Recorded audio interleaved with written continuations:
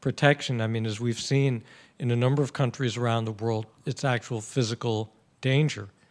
And I have to say, even in the United States, something I never thought I would ever see, you have reporters who've been singled out by name by President Trump who now need bodyguards to do their work,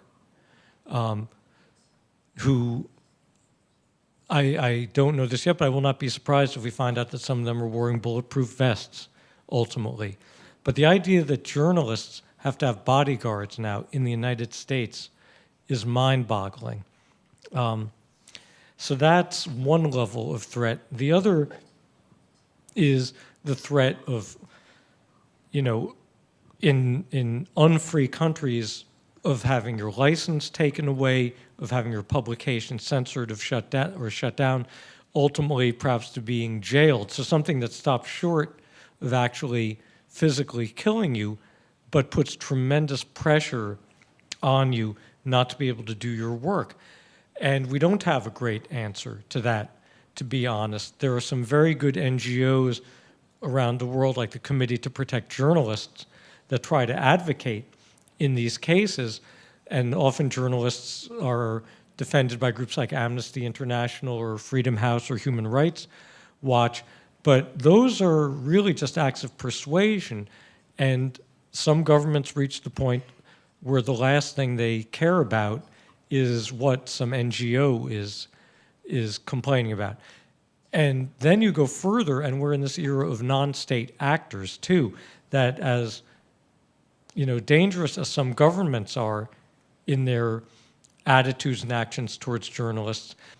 So you think of periods when Al-Qaeda or ISIS are controlling large areas of territory, and no journalist is safe there for a second. And if a journalist is taken captive, it's not like you can go to the Al-Qaeda embassy and put in a diplomatic complaint. Who are you going to even talk to about it? So, and the other interesting thing, I remember some of the insurgent groups of the 1960s, and whether you're thinking about like the Tupamaros in Uruguay or not the Red Army faction, they were pretty horrific all around, but the Viet Cong in Vietnam. Interestingly, those groups saw journalists as potentially ways to get their story out to the wider world. I don't think that they were lovers of the free press, but I also think at that time the first move they would make wouldn't be to execute somebody.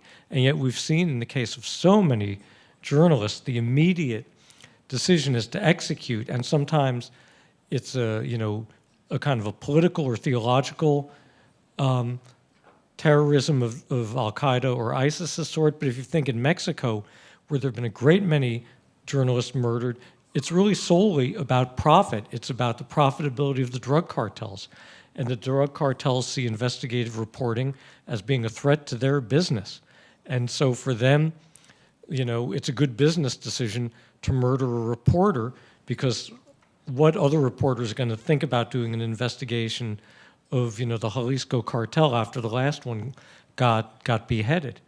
So it's, and this is the last thing I'll say, this is why it's so destructive when you have the President of the United States, supposedly the leader of the free world, leading attacks on journalists. It isn't a joke. It isn't just something that plays to his voters in the United States.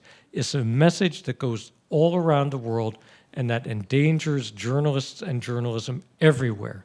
Because every other ruler, every other terrorist leader, every other head of a criminal cartel thinks that if the President of the United States can make threats against individual journalists, then it surely is open season on them.